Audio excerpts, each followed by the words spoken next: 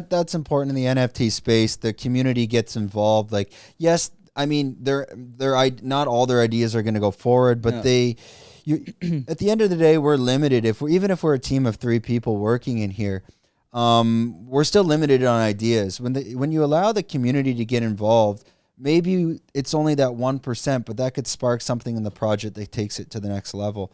And I've kind of noticed being involved in the NFT space quite heavy since November 2021. It's interesting to see that people need to forget about the roadmaps on new projects. Yeah. Because the reality is, like, the project's so new that you still are finding your identity as you're growing, and you need time to create that roadmap.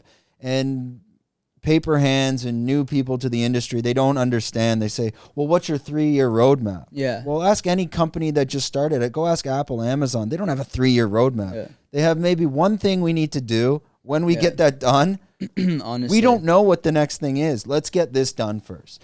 What are your thoughts? This is what and again, it's NFTs in this space. What is it? Still, I don't think we know yet. And to be honest, the word NFT might not be what this is called in a few years. Like we used to call Web 2.0, Web 2.0, but actually it's just social media. Yeah. That's what we've named it now. But I feel like the whole NFT space is the stock market for culture. And it's a way for people like yourself that are artists, or it could be even Fruiting Body Podcast, and we could start an NFT project. It's a loophole in which we don't need to go IPO, publicly traded, for you to be invested in us, not just like personally, but like financially. Because how can your project, One Dope Kids, you can't be publicly traded in the S&P, but I want to invest in you.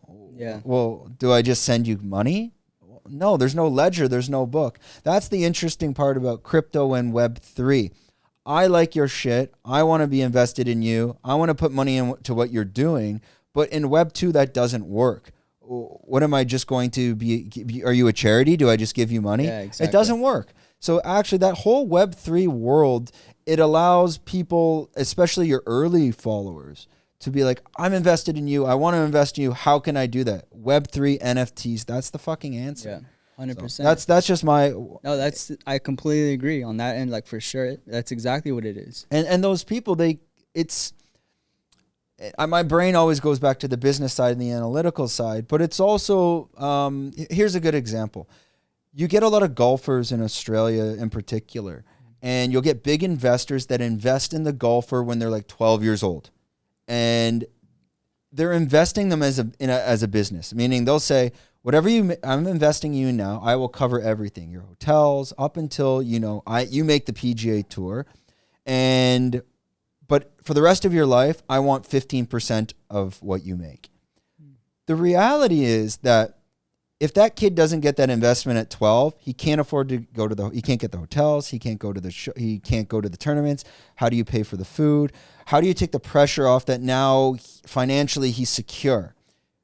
Because if he doesn't have any of that, he doesn't become that golf pro mentally. And I kind of foresee that's my concept of NFTs in that space. As the artist investing in them, now they become financially secure. They can focus on the art and nothing else can distract them. And then your teams can take care of the Web3 and, the development side and all that, but you get to focus on the art and you just hire the right team to manage it behind the scenes. That's kind of how I was comparing it when I was thinking about this the other day of what it would compare to in the real world.